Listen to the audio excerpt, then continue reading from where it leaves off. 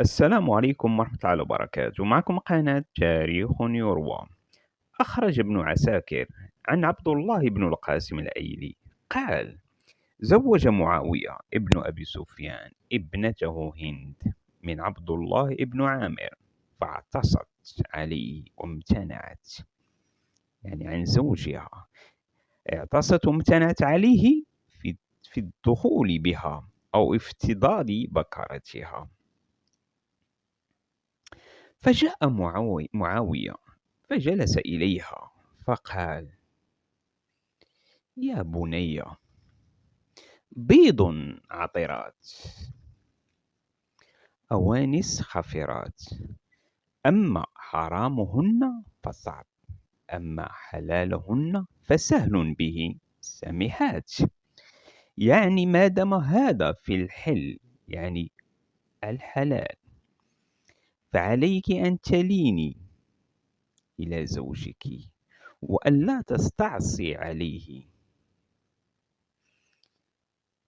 ثم رجع فسأل بعد زوجها عنها فقال: صارت امرأة من النساء لينة ومطيعة.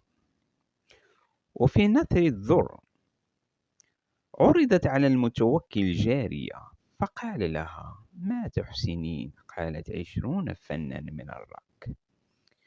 وفي كتاب نثر الذر للأبي، لما زفت عائشة بنت طلحة إلى زوجها مسعد بن الزبير، سمعت امرأة بينهما وهو يجامعها شخرا وخطيطا في الجماع لم يسمع مثله، فقالت لها في ذلك.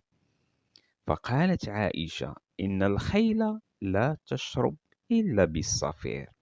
أورده صاحب تحفة العروس. وقال في القاموس: الهلو كالصابور، والحسنى تبعل لزوجها. المرجو الاشتراك في القناة والضغط على اللايك ونشر الفيديو قدر المستطاع. والسلام عليكم ورحمة الله وبركاته.